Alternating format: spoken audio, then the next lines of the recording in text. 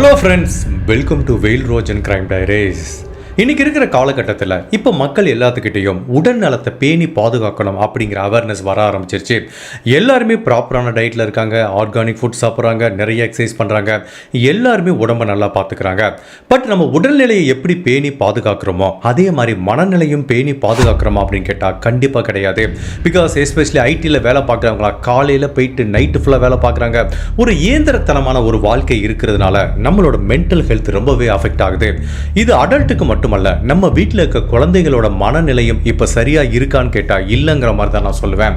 இப்போ இருக்கிற குழந்தைகளுக்கு, சின்ன சின்ன கிளாஸ் படிக்கிற குழந்தைகளுக்கு அதை எஜுகேஷனில் கொடுக்குற ப்ரெஷர் ரொம்ப அதிகமாக இருக்கிறதுனால அவங்களோட மென்டல் ஹெல்த்தும் ரொம்பவே அஃபெக்ட் ஆகுது. ஒரு குழந்தையோட மனநிலையிலையும் அவங்களோட மென்டல் ஹெல்த்லையும் பேரண்ட் சரியாக இல்லை அப்படின்னா என்ன நடக்கும் அப்படிங்கிறதுக்கு இன்றைக்கி நம்ம பார்க்க போகிற க்ரைம் கேஸ் ஒரு சரியான உதாரணம். இப்போ நீங்கள் ஸ்க்ரீனில் ஒரு ஃபோட்டோ பார்த்துட்டு இருப்பீங்க. ரெட் கலரில் பெயிண்ட் அடிச்சிட்டு இருக்க இந்த ஃபோட்டோ எங்கே எடுக்கப்பட்டது அப்படின்னா கொல்கத்தாவில் இருக்கிற ராபின்சன் ஸ்ட்ரீட்டுங்கிற ஒரு பிஸியான ஸ்ட்ரீட், நிறைய பணக்காரங்க வர்ற அந்த ஸ்ட்ரீட்டில் நம்பர் 3 அப்படிங்கிற வீடு தான் இந்த வீட்டை பற்றி கொல்கத்தா மக்கள் கிட்ட கேட்டால் என்ன சொல்லுவாங்கன்னா ஹவுஸ் ஆஃப் ஹாரர்ஸ் அப்படிங்கிற மாதிரி சொல்லுவாங்க. அப்படி இந்த வீட்டில் என்ன மாதிரி ஹாரர் ஈவெண்ட் நிகழ்ந்தது அப்படிங்கிற ஒரு வித்தியாசமான ட்ரூ கிரைம் கேஸ் தான் இன்னைக்கு நம்ம இந்த வீடியோவில் பார்க்க போகிறோம். பேரண்ட் கடைசி வரைக்கும் மிஸ் பண்ணலாம் பாருங்க. இந்த வீட்டில் அப்படி என்ன நிகழ்ந்ததுங்கிறத நம்ம தெரிஞ்சுக்கிறதுக்கு முன்னாடி உங்க டைம் 2 செகண்ட்ஸ் எனக்காக ஸ்பெண்ட் பண்ணி என்னோட வீடியோஸ் உங்களுக்கு பிடிச்சிருந்துச்சுன்னா மறக்காம லைக் பண்ணுங்க, கமெண்ட் பண்ணுங்க. என்னோட சேனலை இது வரைக்கும் நீங்கள் சப்ஸ்கிரைப் பண்ணாமல் பார்த்தீங்கன்னா மறக்காம சப்ஸ்கிரைப் பண்ணி என்ன சப்போர்ட் பண்ணுங்க. இது வரைக்கும் என்னோட சேனலுக்கு நீங்கள் கொடுத்துட்டு இருக்க ஆதரவுக்கு மிகவும் நன்றி. ஜூன் மாதம் 10ஆம் தேதி 2015ஆம் வருஷம் கொல்கத்தாவில் இருக்கிற ராபின்சன் ஸ்ட்ரீட் அப்படிங்கிற மிகப்பெரிய பணக்காரங்கள் வாழ்ற அந்த ஏரியாவில் இருக்கிற நம்பர் 3 வீடான இந்த வீட்டிலேருந்து 2வது மாடியிலேருந்து நிறைய புகை வர்றதை பொதுமக்கள் பார்க்குறாங்க. உடனே பொதுமக்கள் பதட்டப்பட்டு போலீஸ் டிபார்ட்மெண்ட்டுக்கும் ஃபயர் டிபார்ட்மெண்ட்டுக்கும் இதை பற்றி தகவல் சொல்கிறாங்க. ஃபயர் டிபார்ட்மெண்ட், போலீஸ் டிபார்ட்மெண்ட் எல்லாருமே இந்த நம்பர் 3 ராபின்சன் ஸ்ட்ரீட் அப்படிங்கிற வீட்டுக்குள்ளே போயிட்டு ஏதோ ஒரு நெருப்பு வந்துருச்சு, அதை அணைக்கலாங்கிற ஒரு ஐடியாவில் உள்ளே போகிறாங்க. அப்போ அந்த வீட்டோட முன்கதவை தட்டி பார்க்குறாங்க. அந்த வீட்டுக்குள்ளேருந்து எந்த ரெஸ்பான்ஸும் இல்லை. ஒரு 5 மினிட்ஸ் கண்டினியூஸாக தட்டுறாங்க, அப்பவும் எந்த ரெஸ்பான்ஸும் இல்லை. சரி, இந்த கதவை உடைச்சிட்டு உள்ளே போகலான்ட்டு போலீஸ் அந்த மெயின் டோரை உடைக்கிற நேரத்துக்குள்ள ஒரு நபர் உள்ள இருந்து கதவை திறக்கிறாரு. 45 வயசு மதிக்கத்தக்க பார்த்தோ அப்படிங்கிற நபர் தான் கதவை திறக்கிறாரு. போலீஸ் அவர்கிட்ட கேட்குறாங்க, சார் உங்க வீட்டு 2வது மாடியிலேருந்து நிறைய புகை மூட்டமாக இருக்கு, ஏதோ ஒரு ஃபயர் ஆக்சிடென்ட் நடந்திருக்கு, நம்ம உடனே அதை அட்ரஸ் பண்ணணுங்கிற மாதிரி சொல்றாங்க. அப்போ பார்த்தோ என்ன சொல்றாரு, இல்ல சார் நீங்க சொல்ற மாதிரி எங்க வீட்டில் எந்த பிரச்சனையும் கிடையாது, எந்த ஒரு நெருப்பும் வரல, நான் பார்த்துக்கிறேன் அப்படிங்கிற மாதிரி அவர் சொல்றாரு. பட் அப்படி இருந்தா கூட பார்த்தோ அப்படிங்கிற இந்த நபர் சொல்றதுல போலீஸ் நம்பிக்கை இல்லாம எங்க இருந்து புகை மூட்டம் வருதோ அந்த ஃப்ளோரை நோக்கி போலீஸ் போறாங்க. 2வது மாடியில் இருக்கிற ஒரு பாத்ரூம்ல இருந்தா இன்னுமே கருமையான புகை மூட்டம் வெளியில வருது. போலீஸ் அந்த பாத்ரூம் கதவை திறக்க முயற்சி பண்ணும்போது அந்த பாத்ரூம் உள்ள கூடி லாக் ஆயிருக்கிறத கண்டுபிடிக்கிறாங்க. உடனே அந்த பாத்ரூம் கதவை தட்டுறாங்க, எந்த ரெஸ்பான்ஸும் இல்லை. ஒரு ஸ்டேஜில் போலீஸ் அந்த பாத்ரூம் கதவை உடைச்சிடலான்னு சொல்லிட்டு முடிவு பண்ணுறாங்க. அப்படி அந்த பாத்ரூம் கதவை உடைக்கும் போது அந்த பாத்ரூம் கதவுக்கு உள்ள இருக்கிற பாத் டப்புக்குள்ள ஏர்பிண்டோ அப்படிங்கிற 75 வயசு மதிக்கத்தக்க ஒரு நபர் சடலமா இருக்காரு. அவரோட உடம்புல ஃபுல்லா நெருப்பு ஏற்பட்டு ஒரு கருகிய நிலையில அவரோட உடலை கண்டுபிடிக்கிறாங்க. ஏர்பிண்டோ அப்படிங்கிற 77 வயசு மதிக்கத்தக்க இந்த நபர் யாருன்னா இந்த வீட்டு கதவை திறந்து விட்ட அந்த 45 வயசு பார்த்தோ அப்படிங்கிற அந்த நபரோட அப்பா தான். இப்போ அந்த கிரைம் சீன்ல பாத்ரூமுக்குள்ள போலீஸ் ஒரு சூசைட் நோட்டை பார்க்குறாங்க. அந்த கடிதத்துல இறந்து போன இந்த நபர் என்ன எழுதி வச்சிருக்காருன்னா, என்னோட தற்கொலைக்கு நான் தான் காரணம், என்னை யாருமே ஃபோர்ஸ் பண்ணல, அதனால என்னோட தற்கொலையை வேற இங்கே இன்வெஸ்டிகேட் பண்ண வேண்டிய அவசியமே இல்லை, வேற யார் மேலேயும் பழி சுமத்த வேண்டிய அவசியம் இல்லை, இதுக்குரிய முழு பொறுப்பையும் நானே ஏத்துக்கிறேங்கிற மாதிரி ஏர்பிண்டோ அப்படிங்கிற இந்த 77 வயசு முதியவர் லெட்டர் எழுதி வச்சு பெட்ரோல் ஊத்தி அந்த பாத்ரூமுக்குள்ள தற்கொலை பண்ணிக்கிட்டத போலீஸ் கண்டுபிடிக்கிறாங்க.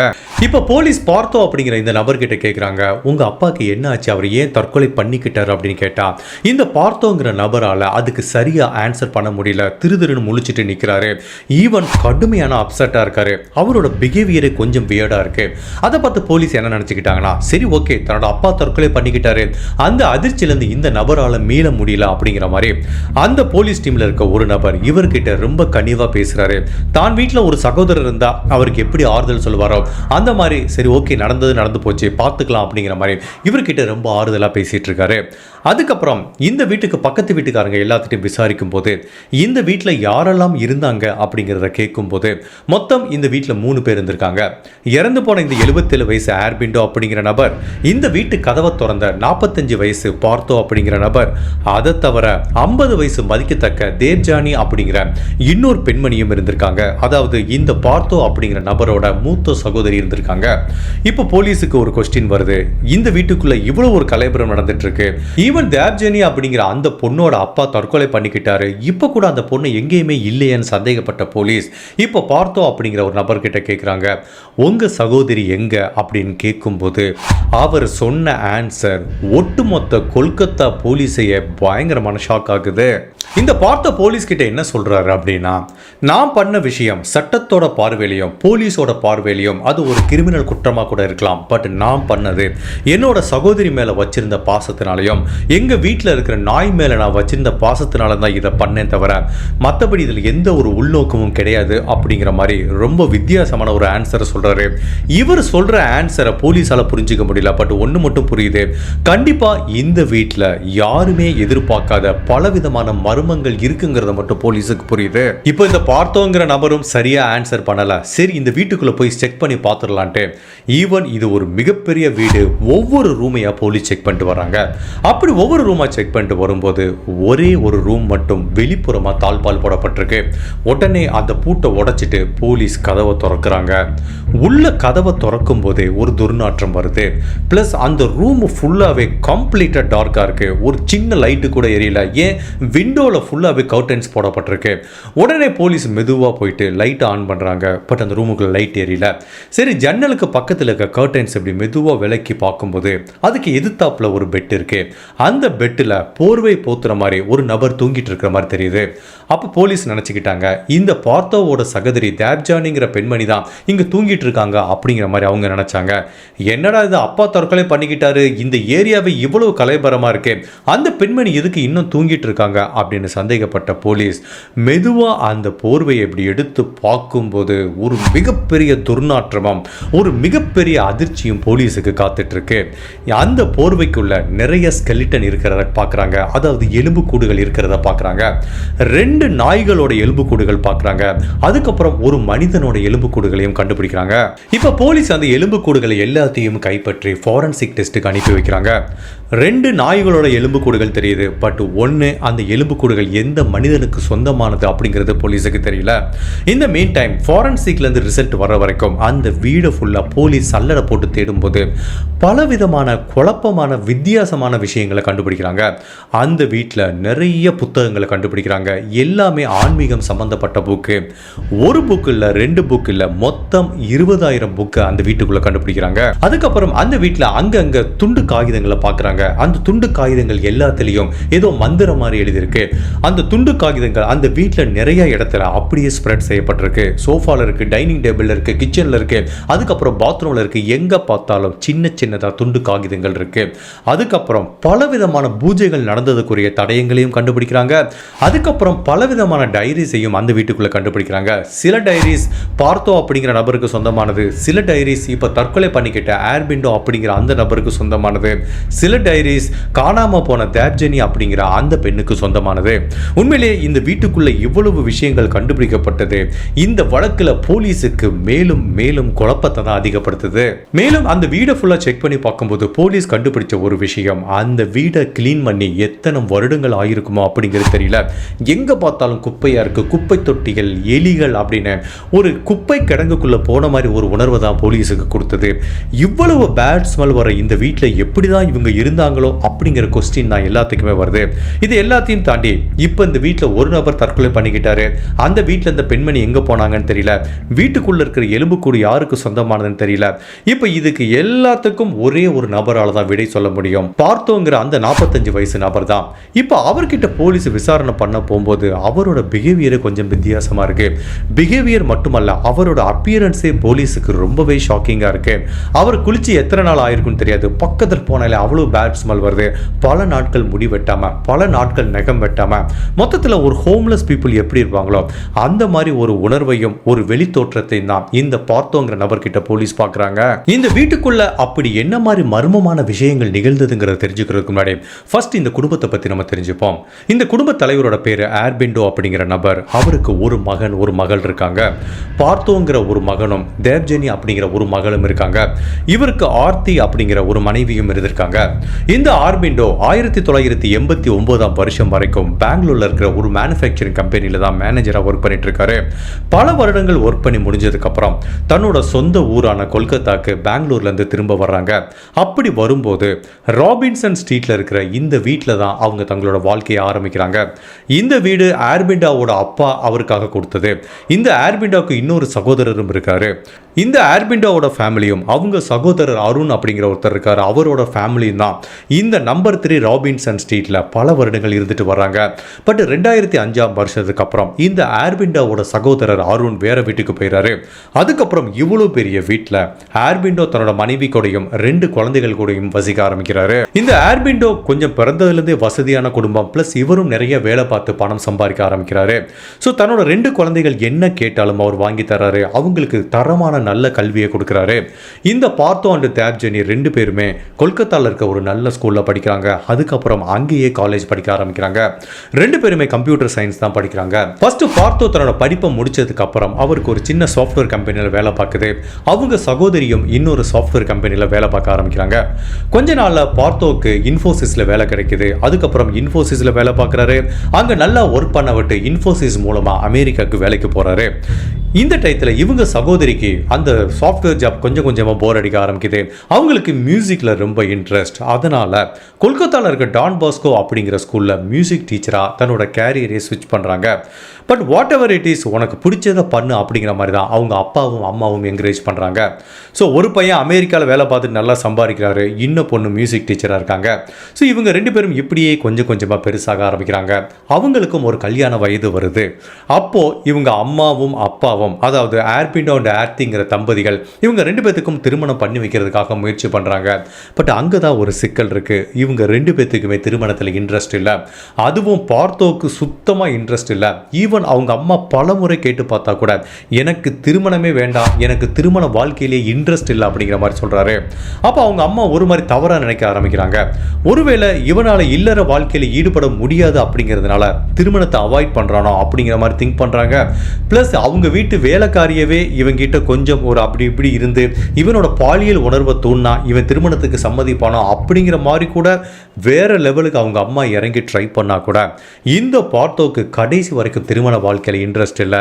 ஏன், அவங்க சகோதரி தேவ்ஜெனி அப்படிங்கிற அந்த பெண்ணுக்கும் சுத்தமாக இன்ட்ரெஸ்ட் இல்லை. இப்படியே இவங்க வாழ்க்கை போயிட்டு இருக்கும்போது திடீர்னு ஒரு நாள் இந்த குடும்ப தலைவி ஆர்த்திங்கிற பெண்மணிக்கு இந்த செஸ்ட்டில் பயங்கரமான ஒரு பெயின் ஏற்படுது. உடனே ஹாஸ்பிட்டலில் அட்மிட் பண்ணி ட்ரீட் பண்ணும்போது தான் அவங்களுக்கு மார்பக புற்றுநோய் இருக்கிறத கண்டுபிடிக்கிறாங்க. ஈவன் அதுவும் லாஸ்ட் ஸ்டேஜில் இருக்கிறதுனால எங்களால் குணப்படுத்த முடியாது, இனிமேல் இந்த உலகத்தில் அவங்க கொஞ்ச நாள் தான் வாழ்வாங்க அப்படிங்கிற மாதிரி டாக்டர் சொல்லிடுறாங்க. இந்த ஆர்த்தியும் கொஞ்சம் கொஞ்சமாக ட்ரீட்மெண்ட் எடுத்துகிட்டு வரும்போது ஒரு நாள் ரொம்ப பரிதாபமாக இறந்து போயிடுறாங்க. அமெரிக்காவில் வேலை பார்த்துட்டு இருக்க இந்த பார்த்தோக்கு தன்னோட அம்மாவோட மரண செய்தி கேட்க விட்டு உடனே அங்கேருந்து கிளம்பி வராரு. ஏற்கனவே அவங்க அம்மாக்கும் பார்த்தோக்கும் கொஞ்சம் பிடிக்காம அடிக்கடி சண்டை போட்டால் கூட ஈவன் அந்த திருமண விஷயத்தில் தன்னோட அம்மா மேலே எப்போவுமே இந்த பார்த்தோக்கு தனியான ஒரு பாசம் இருக்கு. தன்னோட அம்மாவோட மரணத்தை இந்த பார்த்தோவால் அக்செப்ட் பண்ண முடியல, முழுவதுமாக மனம் உடைஞ்சு போயிடாரு. தன்னால் ரெகுலரான ஒரு வாழ்க்கையை அவங்க அம்மாவோட மரணத்துக்கு அப்புறம் இவரால் வாழ முடியல. ஈவன் இந்த பார்த்தோ மட்டுமல்ல, அவங்களோட சகோதரி தேவ்ஜெனி அப்படிங்கிற அந்த பெண்மணிக்கும் அவங்க அம்மாவோட மரணம் ஒரு மிகப்பெரிய தாக்கத்தை ஏற்படுத்துது. ஈவன் அவங்க கணவருக்கும் ஒரு தாக்கத்தை ஏற்படுத்துது. திடீர்னு ஒரு வீட்டில் ஒருத்தவங்க இல்லை அப்படின்னா அது எல்லாத்துக்குமே ரொம்ப கஷ்டமாக தான் இருக்கும். இவங்க 3 பேராலையும் அதை ப்ராக்டிக்கலாக அக்செப்ட் பண்ண முடியல. அப்போ பார்த்தோம் என்ன ஃபீல் பண்ணுறாரு, தன்னோட அம்மா இல்லாமல் தனக்கு மைண்டு சரியில்லைங்கிறதுனால இனிமேல் அமெரிக்காவில் போய் வேலை பார்க்க மாட்டேன்னு சொல்லிட்டு அப்போ யூஎஸில் வேலை பார்த்துட்டு இருந்த இன்ஃபோசிஸ் ஜாப்பை குவிட் பண்ணிட்டு இப்போ கொல்கத்தாவில் இருக்கிற அந்த டிசிஎஸ்ல வந்து ஜாயின் பண்ணிட்டு லோக்கலில் வேலை பார்த்துட்டு இருக்காரு. அவங்க சகோதரி இன்னுமே அந்த டான் பாஸ்கோ ஸ்கூலில் மியூசிக் டீச்சராக வேலை பார்த்துட்டு இருக்காங்க. ஜென்ரலாக நம்ம வீட்டில் ஒருத்தவங்க இறந்து போனாங்களாம் அப்படின்னா ஃபஸ்ட்டு கொஞ்ச நாள் சோகமாக இருக்கும். பட் சில வருடங்கள் போக போக அந்த சோகத்திலேருந்து நம்மளால் மீண்டு வெளியில் வந்து நம்மளால் ஒரு நார்மலான வாழ்க்கையை வாழ முடியும். இதுதான் உலக இயல்பு. பட் இந்த வீட்டில் இருக்க 3 பேத்தாலையும் இன்னமே அந்த குடும்ப தலைவியோட மரணத்தை ஏற்றுக்க முடியல. பார்த்தோவோட பிஹேவியர் நாளுக்கு நாள் சேஞ்ச் ஆகிட்டு வருது. தன்னோட அம்மாவோட மரணத்தை ஏற்றுக்க முடியாமல், தன்னால் வேலையில் சரியாக கான்சன்ட்ரேட் பண்ண முடியாமல் தான் வேலை பார்த்துட்டு இருக்க சாஃப்ட்வேர் ஜாப்பை விட்டுட்டு வீட்டிலேயே இருக்க ஆரம்பிக்கிறாரு.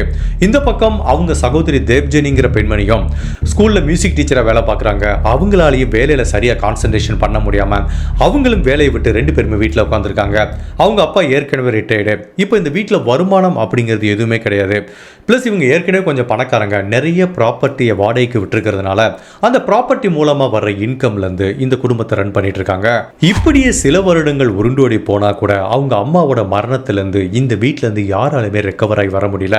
அப்போ இந்த குடும்பத்துக்கு நெருக்கமான ஒரு நபர் இவங்களுக்கு என்ன ஒரு ஆலோசனை சொல்கிறாருன்னா, நீங்கள் ரிலீஜியஸான புக்கை வாங்கி படிங்க, அதாவது ஆன்மீகத்துக்கு ரிலேட்டடான நிறைய புக்ஸை வாங்கி படிச்சிங்க அப்படின்னா உங்களுக்கு கொஞ்சம் மைண்டுக்கு டைவர்ட் கிடைக்கும் அப்படின்னு சொல்லிவிட்டு இந்த 3 பேருமே ஆன்மீகம் சம்பந்தமான ரிலீஜியஸ் சம்பந்தமான நிறைய புக்ஸை வாங்கி படிக்க ஆரம்பிக்கிறாங்க. 24 மணி நேரம் கூட தொடர்ந்து புக்கை படிக்க ஆரம்பிக்கிறாங்க. அப்படி இவங்க புக்கில் படிக்கும் போதும் இவங்களே அவங்க வாழ்க்கையை தனிமைப்படுத்தப்பட்டதாக ஆக்கிக்கிறாங்க. அதாவது இந்த வீட்டுக்குள்ள இருக்க 3 பேரும் வெளி உலகத்தில் இருக்க யார் கூடயும் சோஷியலைஸ் ஆக மாட்டேங்கிறாங்க. ஈவன் இந்த ஆர்பிண்டர் தன்னோட சகோதரர் வீட்டோட இருக்கிற கான்டாக்டையும் கட் பண்றாரு. மற்ற எல்லாருமே அவங்கவுங்க ஃப்ரெண்ட்ஸ் கூட இருக்க எல்லா கான்டாக்டையும் கட் பண்ணிட்டு இந்த 3 பேரும் அந்த வீட்டுக்குள்ள ஒரு தனிமைப்படுத்தப்பட்ட வாழ்க்கையை வாழ ஆரம்பிக்கிறாங்க. இதை எல்லாத்தையும் தாண்டி போலீஸ் அவங்க விசாரணையில் இன்னொரு விஷயம் என்ன கண்டுபிடிக்கிறாங்கன்னா, இவங்க வீட்டில் குக் பண்ணவே மாட்டாங்களாம். 3 டைமும் வெளியில தான் ஆர்டர் பண்ணி சாப்பிடுவாங்களாம். அப்படி இவங்க சாப்பாடு ஆர்டர் பண்ணும்போது டைரக்டா ஃபுட் டெலிவரி பண்ற நபர் வீட்டுக்கு வர மாட்டாரு. அவங்க வீட்டுக்கு வெளியில இருக்க செக்யூரிட்டி கிட்ட தான் கொடுப்பாரு. அந்த செக்யூரிட்டி தான் வந்து இவங்க கிட்ட சாப்பாடு கொடுப்பாரு. இப்படி தான் இந்த 3 பேரோட வாழ்க்கை தனிமைப்படுத்தப்பட்ட வாழ்க்கையா நம்பர் 3 அந்த ராபின்சன் ஸ்ட்ரீட்டுக்குள்ள இருந்துட்டு வருது. இப்படியே இவங்க வாழ்க்கை குழப்பமான ஒரு சூழ்நிலை மூவ் ஆயிட்டு இருக்கும்போது இவங்க வீட்டில் ஆசையா ஒரு 2 நாய் வளர்த்துட்டு வந்திருக்காங்க. அந்த 2 நாயும் ஒரு நாள் பரிதாபமா இறந்து போயிருது. இதுல அந்த சகோதரி தேவ்ஜனி பயங்கரமா அப்செட் ஆயிட்டாங்க. பிகாஸ் ஏற்கனவே தன்னோட அம்மாவோட மரணத்திலிருந்து வெளியில வர முடியாம தவிச்சிட்டு இருக்கும்போது தான் ஆசைப்பட்டு வளர்த்த அந்த 2 நாயும் செத்து போனதுல ரொம்பவே அப்செட் ஆயிட்டாங்க. தன்னோட சகோதரி இவ்வளவு தூரம் அப்செட் ஆனதை பார்த்து அவங்க சகோதரர் பார்த்தோ என்ன சொல்றாருன்னா, ஏய் நீ ஒண்ணுமே கவலைப்படாத, இந்த டாக்கை நம்ம புதைக்கவும் வேணாம், வெளியில எங்கேயும் அனுப்பவும் வேணாம், அதை அப்படியே நம்ம பெட்ரூம்லேயே வச்சுப்போங்கிறாரு. அவங்க சகோதரிக்கு இதை கேட்டு இது எப்படி சாத்தியமாக கேட்குறாரு. ஏன் சாத்தியம் இல்லை, அந்த டாக்கை நீயே வச்சுக்கோ, அது உன் கூடவே இருந்தால் அது நம்ம இறந்து போன மாதிரி நம்மளுக்கு ஒரு உணர்வை கொடுக்காதுன்னு சொல்லும்போது இவங்க 2 பேரும் அது ஒரு அக்ரிமெண்ட்டுக்கு வந்துட்டாங்க. பட் அதுக்கு அவங்க அப்பா முழுவதுமாக எதிர்ப்பு தெரிவித்தா கூட அவரை எப்படியோ சமாதானப்படுத்தி இறந்து போன அந்த 2 நாயையும் இந்த தேவ்ஜனிங்கிற பெண்மணி தன்னோட பெட்லேயே வச்சு வளர்க்க ஆரம்பிக்கிறாங்க. ஈவன் அந்த டாக் டீகம்போஸ் ஆகி எலும்பு கூட ஆகுற வரைக்கும் கூட தன்னோட பெட்லேயே அந்த 2 நாயையும் வச்சு வளர்த்துட்டு வர்றாங்க. இந்த பார்த்தோங்கிற நபருக்கு தன்னோட சகோதரியை ரொம்பவே பிடிக்கும். அவங்க மேலே ரொம்பவே அன்பு வச்சிருக்காரு. பிகாஸ் இந்த உலகத்தில் தனக்குன்னு இருக்கிற 2 சொந்தங்கள்ல இந்த சகோதரி ஒரு முக்கியமான சொந்தம். அந்த சகோதரி வாழ்க்கையில் எந்த சூழ்நிலையிலையும் அழுகக்கூடாது அப்படிங்கிற மாதிரி ஒரு காரணத்துக்காண்டி தான் இறந்து போன நாயவே வீட்டுக்குள்ள வச்சிருக்க சம்மதிக்கிறாரு. இதுக்கு பின்னாடி இருக்கிற பேக்ரவுண்ட் என்ன அப்படின்னா, இந்த 2 குழந்தைகளையும் சின்ன வயசுலேருந்தே ஒரு தனிமைப்படுத்தப்பட்ட குழந்தையாவே அவங்க அம்மா வளர்த்துருக்காங்க. காலையில் எந்திரிச்சு ஸ்கூலுக்கு போயிட்டு வந்தா சாயங்காலம் 4 மணிக்கு வீட்டுக்கு வந்தா வீட்டை விட்டு எங்கேயுமே அனுப்ப மாட்டாங்க. டியூஷனுக்கும் கிடையாது, எந்த ஒரு ஸ்போர்ட்ஸ் கிளாஸ், மியூசிக் கிளாஸ், எந்த ஃப்ரெண்ட்ஸ் வீட்டுக்கோ வெளியில் போகிறதுக்கோ எங்கேயுமே அனுமதி கிடையாது. இந்த வீட்டுக்குள்ளே மட்டும்தான் அந்த 2 குழந்தைகள் இருக்கணும். ஜஸ்ட் இமேஜின் பண்ணி பாருங்கள், சின்ன வயசுலேருந்தே இந்த மாதிரி யார் கூடயும் மிங்கிள் ஆகாமல் 2 குழந்தைகள் வளர்கிறாங்க அப்படின்னா அந்த 2 பேர் மேலே தான் ஈர்ப்பு அதிகமாக இருக்கும். எனக்கு இந்த உலகத்தில் உன்னை விட்டால் வேறு யாரும் இல்லை, உனக்கு என்னை விட்டால் வேறு யாரும் இல்லை அப்படிங்கிற மாதிரி தான் இந்த சகோதரிகள் வளர்ந்துட்டு இருந்ததுனால தான் தன்னோட சகோதரி எந்த சூழ்நிலையும் கஷ்டப்படக்கூடாது அப்படிங்கிற மாதிரி அவங்க சகோதரர் நினச்சிட்டு இருக்காரு. இப்படியே சில நாட்கள் உருண்டோடி போது ஒரு நாள் இந்த சகோதரி தன்னோட சகோதரர்கிட்ட என்ன சொல்றாங்கன்னா, ரீசெண்டா நீ பாத்தியா, நம்மளுக்கு நெருக்கமா இருக்கிற எல்லாருமே இறந்து போயிட்டு இருக்காங்க. நம்மளோட அம்மா இறந்து போயிட்டாங்க, நம்மளோட 2 டாக்கும் இறந்து போச்சு. ஏதோ ஒரு பேடான ஈவில் ஸ்பிரிட் நம்ம வீட்டில் இருக்கு. அதை சரி பண்ணணும் அப்படின்னா நான் ஃபாஸ்டிங் இருக்கணும். கிட்டத்தட்ட ஒரு 2-3 மாசம் நான் ஃபாஸ்டிங் இருந்தேன் அப்படின்னா இந்த பிரச்சனை எல்லாமே சரியாயிரும் அப்படிங்கிற மாதிரி சொல்றாங்க. இவரும் சரி சரி ஓகே உனக்கு சரின்னு தோணுதுன்னா நீ பண்ணுங்கிறாரு. பட் இவங்க கடுமையான ஃபாஸ்டிங்ல இருக்க ஆரம்பிக்கிறாங்க. ஒரு நாளைக்கு ஜஸ்ட் ஒரே ஒரு கிளாஸ் தான் தண்ணி குடிக்கிறது. அதுக்கப்புறம் இந்த நட்ஸு, சின்ன சின்ன ஃப்ரூட்ஸ் இதை மட்டும் தான் சாப்பிட்டுட்டு எதுவுமே இல்லாமல் ஒரு 2-3 மாதம் தொடர்ந்து இந்த மாதிரி ஃபாஸ்டிங் இருக்க விட்டு இந்த பெண்மணியோட உடல்நிலை நாளுக்கு நாள் மோசமாயிட்டு வருது. இவங்க தான் வெளி உலகத்தில் யார் கூடயும் கான்டாக்டில் இல்லையே, உடம்பு சரியில்லாட்ட கூட எந்த ஒரு ஹாஸ்பிட்டலும் போக மாட்டாங்க, யார்கிட்டையும் எந்த உதவியும் கேட்க மாட்டாங்க. இந்த தேவ்ஜனி ஃபாஸ்டிங் இருக்க போகிறேன்னு சொல்லி ஒரு ஸ்டேஜில் அவங்க உடல்நிலை ரொம்ப மோசமாகி ஒரு நாள் பரிதாபமாக இறந்து போயிடுறாங்க. இவங்களோட மரணத்தை அவங்க சகோதரரால் ஏற்றுக்கவே முடியல. நாய் இறந்து போனதுக்கே அந்த உடலை புதைக்காம பெட்ரூமில் வச்சுட்டு இருந்தாங்க. இப்போ சகோதரியே இறந்து போயிட்டா, அந்த உடலை என்ன அவர் புதைச்சி இறுதி மரியாதை செலுத்தவா போகிறாரு? கண்டிப்பாக கிடையாது. தன்னோட சகோதரியோட உடம்பும் கடைசி வரைக்கும் இந்த வீட்டில் தான் இருக்கணும்னு சொல்லிட்டு அந்த நாய் எந்த பெட்டில் வச்சுருக்காரோ அந்த நாய் எலும்புக்கூட்டுக்கு பக்கத்திலே தன்னோட சகோதரியை படுக்க வைக்கிறாரு. ஒரு நாள் 2 நாள் இல்லை, 6 மாதம் தன்னோட சகோதரியோட இறந்த உடலுக்கு பக்கத்திலேயே அவங்க சகோதரர் தூங்கிட்டு இருக்காரு. இது அவருக்கு எந்த மாதிரி மனநிலை கொடுக்குதுன்னா, தன்னோட சகோதரி இறந்து போல இன்னுமே தான் கூட இருக்கா அப்படிங்கிற ஒரு சின்ன கம்ஃபர்ட் ஜோனை கொடுத்ததுனால தான் இந்த உடலை வச்சிட்டு இருக்காரு. பட் கொஞ்ச நாள்ல பாடி டீகம்போஸ் ஆன பேட் ஸ்மெல் வர ஆரம்பிச்சிடும். அதை இவர் எப்படி டேக்கிள் பண்றாரு அப்படின்னா, அந்த ரூம்ஸ் ஜன்னல் கதவுகள் எல்லாத்தையுமே கம்ப்ளீட்டா க்ளோஸ் பண்றாரு. அதுக்கப்புறம் 24 மணி நேரமும் அந்த ரூமுக்குள்ள ஏசியை ஓட விடுறாரு. அப்படி ஏசி ஓடும்போது அந்த பாடி டீகம்போஸ் ஆகிறது கொஞ்சம் ஸ்லோவாகும். பிளஸ் ஜன்னல்லாம் பூட்டப்பட்டு இருந்ததுனால ஸ்மெல் வெளியில போகாது, பக்கத்து வீட்டுல இருந்து எந்த கம்ப்ளைண்ட்டும் வராது. இப்படியே ஒரு 6 மாதம் உருண்டோடி போகவிட்டு அந்த பாடியும் ஃபுல்லாக டீகம்போஸ் ஆகி அவங்களும் எலும்பு கூட ஆயிடுறாங்க. அவங்கள அழகாக ஒரு போர்வையை போத்தி படுக்க வச்சுட்டு இவரும் பக்கத்தில் படுத்திருக்காரு. இந்த டயத்தில் தான் அவங்க அப்பாவுக்கு ஒரு நாள் மனநிலை சரியில்லாமல் அவரும் ரொம்ப மென்டல் ஸ்ட்ரெஸ் ஆகி தற்கொலை பண்ணிக்கிட்டாரு. அப்போ போலீஸ் இந்த வீடை சோதனை பண்ணும்போது தான் இந்த தேவ்ஜெனி அந்த டாக்கோட ஸ்கெலிட்டனை கண்டுபிடிக்கிறாங்க. பார்த்தோ அப்படிங்கிற நபர் சொன்ன இந்த ஸ்டோரி போலீஸுக்கு பயங்கர ஷாக்கிங்காக இருக்கு. இவர் சொல்றது உண்மையா பொய்யா அப்படின்னு தெரியல. இவரை ஏன் தன்னோட அப்பாவையும் தன்னோட சகோதரியும் கொலை பண்ணிட்டு தனக்கு மனநிலை சரியில்லைங்கிற மாதிரி ஏன் நாடகம் போடக்கூடாது அப்படிங்கிற மாதிரி கூட திங்க் பண்றாங்க. அதனால இந்த கேஸை போலீஸ் கோர்ட்டுக்கு ட்ரையலுக்கு எடுத்துட்டு போகும்போது இந்த பார்த்தோவை ஃபர்ஸ்ட் ஒரு மனநல மருத்துவரை வச்சு எவாலுவேட் பண்ணும்போது அந்த மனநல மருத்துவர் என்ன சொல்றாருன்னா, பார்த்தாவோட மனநிலை முழுவதுமாகவே பாதிக்கப்பட்டிருக்கு. அவர் சொல்றது முழுவதுமாகவே உண்மைதான். அவர் இந்த கொலையை பண்ணிருக்கிறதுக்கு வாய்ப்பில்லை. தன்னோட குடும்பத்தை அவர் நிறையவே நேசிக்கிறாரு. தன்னோட குடும்பத்தில் இருக்கிற அவங்களோட மரணத்தை ஏற்றுக்க முடியாம தான் அவங்களோட இறந்த உடலை கூட புதைக்காம வீட்டிலேயே வச்சிட்டு இருக்காரு. நார்மலான ஒரு ஹியூமன் கண்டிப்பா பண்ண மாட்டோம். இந்த பார்த்தோவோட மனநிலை சரியில்லைங்கிறதுனால தான் இவர் பண்ணியிருக்காரு அப்படிங்கிற மாதிரி கோர்ட்ல அந்த மனநல மருத்துவர் டிக்ளேர் பண்றாங்க. ஜென்ரலா இந்த மாதிரி ஒரு கேஸ்ல எடுத்துக்கிட்டீங்கன்னா இவர் கண்டிப்பா அவங்கள கொலை பண்ணலங்கிறது தெரியுது. பட் அவங்க உடலை ஏன் வீட்டுக்குள்ள வச்சிட்டு இருந்தாரு அப்படிங்கிறதுக்கு இவருக்கு மனநிலை சரியில்லை அப்படிங்கிறதும் தெரிய வருது. அதனால எந்த ஒரு சூழ்நிலையும் இந்த பார்த்தோ குற்றவாளிங்கிற மாதிரி சொல்லி அவரை ஜெயிலுக்கு அனுப்ப முடியாது. அதனால அவரோட மனநிலையை சீராக்குறதுக்காக மனநல காப்பகத்தில் அவர் அட்மிட் பண்றாங்க. சில வருடங்கள் மனநல காப்பகத்தில் ட்ரீட்மெண்ட் எடுத்ததுக்கு அப்புறம் இவரோட மனநிலை சீராயிருச்சு. இப்போ இவரை ரிலீஸ் பண்ணலாம்னு பார்த்தா சரி உடனே ரிலீஸ் பண்ண வேண்டாம், இவரை சில சேரிட்டிக்கு அனுப்பி அங்க தொண்டு செய்ய வைக்கலாம். அதுக்கப்புறம் தொண்டு செய்யும் போது அவரோட மனநிலை கொஞ்சம் ரிலாக்ஸ் ஆகும்.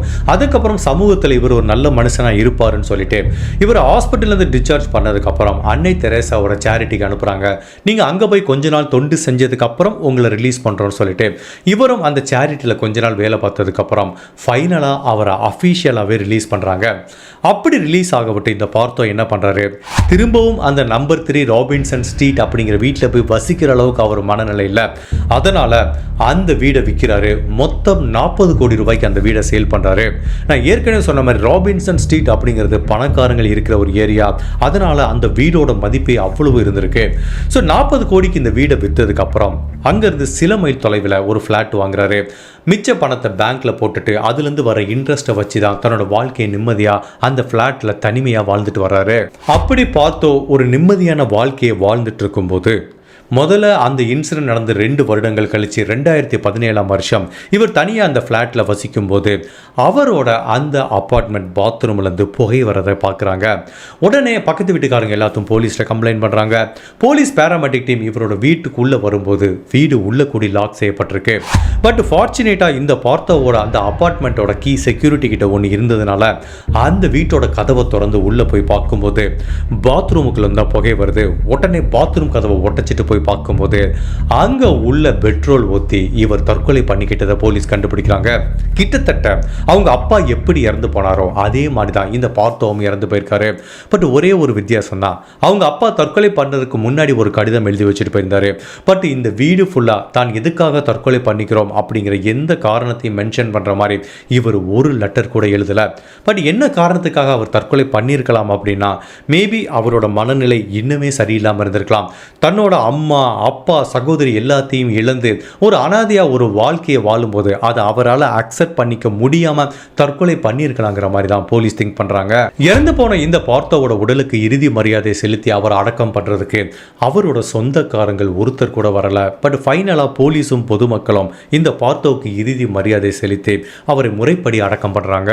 இந்த கேஸை பற்றி பொதுமக்கள் கிட்ட ஒவ்வொருத்தரையும் வேறு வேறுமான கருத்துக்கள் இருக்கு. சில பேர் இந்த பார்த்தோ மேலே இறக்கப்படுறாங்க, அவருக்கே பாவம் மனநிலை சரியில்லை அப்படிங்கிற மாதிரி சொல்கிறாங்க. பட் சில பேர் என்ன சொல்கிறாங்க அப்படின்னா, இவர் தன்னோட அப்பாவையும் சகோதரியும் இவர் தான் கொலை பண்ணியிருக்காரு, அதாவது இறந்து போன மனித உடல்களே இவர் சமைச்சு சாப்பிட்ருக்காரு அப்படிங்கிற மாதிரி பல பேர் பலவிதமாக சொன்னால் கூட என்னோட எக்ஸ்பீரியன்ஸில் நான் பார்த்த வரைக்கும் என்ன தோணுது அப்படின்னா, எந்த ஒரு கிரைம் கேஸ்லையும் எடுத்துக்கிட்டிங்கன்னா ஒருத்தவங்க இறந்து போகிறாங்கன்னா கொலையாளின்னு ஒருத்தர் இருப்பான், விக்டிம்னு ஒருத்தவங்க இருப்பாங்க. பட் இந்த கேஸை பொறுத்த வரைக்கும் மொத்தம் 3 பேர் பரிதாபமாக இறந்து போயிருக்காங்க.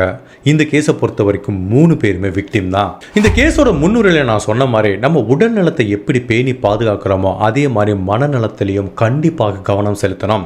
அதுவும் இப்போ நம்ம பார்க்குற வேலையெல்லாம் நம்மளுக்கு எவ்வளவு மன அழுத்தத்தை கொடுக்குது அப்படிங்கிறது நம்மளால தெரியும். ஐடி வேலை மட்டுமல்ல, இப்போ எல்லா வேலையுமே ப்ரெஷராக தான் இருக்குது. ஒட்டுமொத்தத்தில் வாழ்க்கையே ப்ரெஷராக இருக்குது.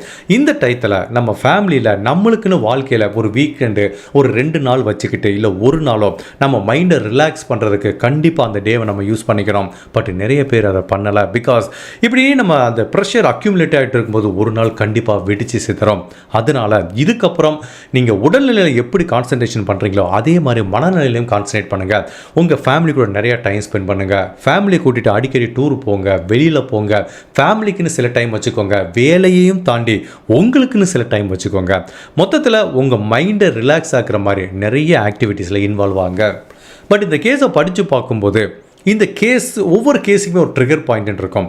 இந்த கேஸோட ட்ரிகர் பாயிண்ட் எங்கே இருக்குன்னு நான் ஃபீல் பண்ணுறேன்னா, மேபி இறந்து போன இந்த 2 பேரோட அம்மா தான் இதுக்கு காரணம்னு தோணுது. இந்த கேஸில் நீங்கள் நான் சொல்லும்போது இடையில ஒரு வார்த்தை சொல்லியிருப்பேன், நோட் பண்ணிங்கன்னா தெரியும். சின்ன வயசுலேருந்தே இந்த குழந்தைகளை அவங்க அம்மா வெளியில் விளையாடுறதுக்கு அனுப்ப மாட்டாங்களா, அதுதான் இந்த அம்மா பண்ண மிகப்பெரிய தவறுன்னு தோணுது. இந்த 2 குழந்தைகளோட மனநிலை இவ்வளோ தூரம் பாதிக்கப்பட்டு யார் கூடயும் சோஷியலைஸ் ஆகாமல் வீட்டுக்குள்ளே தனிமைப்படுத்தப்பட்ட ஒரு வாழ்க்கையை வாழ்ந்ததுக்கு காரணம் சின்ன வயசுலேயே அவங்க வளர்க்கப்பட்ட முறை தான் காரணங்கிற மாதிரி எனக்கு தோணுது. பிகாஸ் நம்ம இப்போ பார்த்தீங்கன்னு வச்சுக்கோங்களேன், எல்லாருமே குழந்தைங்க ஸ்கூல்லேருந்து வந்தவனே அடுத்து என்ன ஹோம்ஒர்க் கொடுத்துருக்காங்க, என்ன எக்ஸாம் இருக்குது, படின்னு சொல்கிறோம். பட் அதே டயத்தில் குழந்தைகளுக்கு நம்ம சோஷியலைஸ் பண்ணுறதுக்கு டைம் கொடுக்குறோமா அப்படின்னு தெரியல. அட்லீஸ்ட் வீக் டே ஃபுல்லாக குழந்தைங்க பிஸியாக இருந்தால் கூட ஒவ்வொரு வீக்கெண்டும் சொந்தக்காரங்க வீட்டுக்கு கூட்டு போகிறதோ இல்லை பக்கத்து வீட்டுக்காரங்களோட விளையாட விடுறதோ இல்லைன்னா பார்க்கில் போய் விளையாட விடுறதோ உங்கள் குழந்தைகளை இன்னொரு குழந்தைகளோட கண்டிப்பாக சோஷியலைஸ் பண்ணணும். சில பேர் சொல்லலாம், அப்படிலாம் ஒன்றும் பிரச்சனை இல்லை, என் குழந்தையோட டெய்லி நான் வீட்டில் விளையாடுவேன்னு சொல்லுவாங்க. ஒரு குழந்தை ஒரு அடல்ட் கூட விளையாடுறதுக்கும் அந்த குழந்தைக்கு ஏஜ் சமமாக இருக்க இன்னொரு குழந்தை கூட விளையாடுறதுக்கும் நிறைய வித்தியாசம் இருக்குது. நம்ம என்னதான் விளையாண்டா கூட அந்த குழந்தைகள் ஆக்சுவலாக அவங்க ஏஜ் வயசை ஒத்த குழந்தைகளோட விளையாடும் போது தான் பக்காவாக சோஷியலைஸ் ஆவாங்க. அப்போ தான் அவங்க மைண்டுக்கு ரொம்ப ரிலாக்ஸ் ஆகும். ஸோ டெய்லி பாசிபிள்னா உங்கள் குழந்தைய சோஷியலைஸ் பண்ண விடுங்க. அப்படி இல்லைனா அட்லீஸ்ட் ஒரு வீக்கெண்டாவது வெளியில் கூட்டிகிட்டு போங்க. அப்போ தான் அந்த குழந்தைகளோட மைண்டு கொஞ்சம் ரிலாக்ஸ் ஆகும். பிகாஸ் இப்போ நம்ம பெரியவங்களுக்கு மைண்டு ப்ரெஷர் இருக்குது, மன அழுத்தம் இருக்குன்னா நம்ம சொல்லி புலம்புவோம். குழந்தைகளுக்கு அதை வெளிப்படுத்தவே தெரியாது. உடம்பு சரியில்லைன்னா எனக்கு வயிறு வலிக்குது, காய்ச்சல் அடிக்குதுன்னு சொல்லுவாங்க. பட் மென்டல் ப்ரெஷரை மட்டும் எந்த குழந்தையாலையும் சரியாகவே எக்ஸ்பிரஸ் பண்ணவே முடியாது. அதனால் ஒரு பெற்றோராகிய நம்ம தான் அதை புரிஞ்சுக்கிட்டு அந்த குழந்தைக்கு மன அழுத்தம் கொடுக்காம அவங்கள ரிலாக்ஸ் பண்ணுறதுக்கு என்னெல்லாம் பண்ண முடியுமோ அதை எல்லாத்தையும் நம்ம கண்டிப்பாக பண்ணணும். மேலும் இந்த குடும்பத்தோட இந்த மனநிலைக்கு இன்னொரு காரணம் என்ன நான் ஃபீல் பண்ணுறேன்னா, மேபி இவங்க சின்ன வயசுலேருந்து வளர்க்கப்பட்ட முறை ஒரு காரணமாக இருந்தால் கூட தன்னோட அம்மாவோட மரணத்தை அவங்களால ஏற்றுக்க முடியாமல் நிறைய ரிலீஜியஸ் மத சார்பான நிறைய புக்ஸை படிக்கும்போது மேபி அதில் தவறான தகவலை சில விஷயங்களை இவங்க எடுத்துக்கிட்டாங்களோன்னு தோணுது. பிகாஸ் நம்ம இந்த மாதிரிலாம் பூஜை பண்ணால் இந்த மாதிரிலாம் ஃபாஸ்டிங் இருந்தால் இறந்து போன தன்னோட அம்மாவோட ஆன்மாவையோ இல்லை இறந்து போன அந்த நாயோட ஆன்மாவையோ கொண்டு வர முடியும் அப்படிங்கிற மாதிரி இவங்க நினச்சி கூட பைத்தியக்காரத்தனமாக இதை பண்ணியிருக்கலாம் அப்படிங்கிற மாதிரி கூட எனக்கு தோணுது. தமிழில் ஒரு பழமொழி சொல்லுவாங்க, முதல் கோணல் முற்றிலும் கோணலும்பாங்க. அதுவும் ஒரு குழந்தைகளை சின்ன வயசில் தான் களிமண் பொம்மை மாதிரி ஈஸியாக அவங்கள ஷேப்புக்கு கொண்டு வர முடியும். அதனால் நம்ம குழந்தைக்கு எப்படி ஒரு படிப்பு கொடுக்குறோமோ, உடல் ஆரோக்கியத்தை கொடுக்குறோமோ, அதே மாதிரி அவங்க கிட்ட உட்காந்து பேசி அவங்க மனசு ரிலாக்ஸ் ஆகிற மாதிரி ஜஸ்ட் கேஷுவலாக பேசுங்க. பிகாஸ் நம்ம ஒருத்தர்கிட்ட கேஷுவலாக மனசு விட்டு பேசும்போது நம்ம மனசில் இருக்க எல்லா பாரமே இறங்கிறோம். ஸோ குழந்தைகிட்ட அதே மாதிரி நீங்கள் டெய்லி என்ன நடக்குதோ நல்லதோ கெட்டதோ ஒரு 10-15 நிமிஷம் பேசுனீங்கன்னா அவங்க மைண்டும் ரிலாக்ஸ் ஆகும். அது தவிர ஏற்கனவே சொன்ன மாதிரி அவங்களுக்கு கொஞ்சம் சோஷியலைஸும் பண்ண விடுங்க. இந்த பார்த்தாவோட கேஸை பற்றி நீங்கள் என்ன நினைக்கிறீங்க? உண்மையிலே இந்த வீட்டில் நடந்த இன்சிடென்ட்டுக்கெலாம் எது அடிப்படை காரணமாக இருக்கும்? இல்லை அந்த பார்த்தோங்கிற நபர் இவங்களை கொலை பண்ணியிருப்பாரா? இல்லை அவரும் ஒரு விக்டிம் நீங்கள் நினைக்கிறீங்களா? உங்களோட கருத்தை மறக்காமல் இந்த வீடியோவில் பதிவு பண்ணுங்கள். இந்த மாதிரி அனதர் கேஸில் உங்களை சந்திக்கிறேன். சில்ட்ரன்ஸ்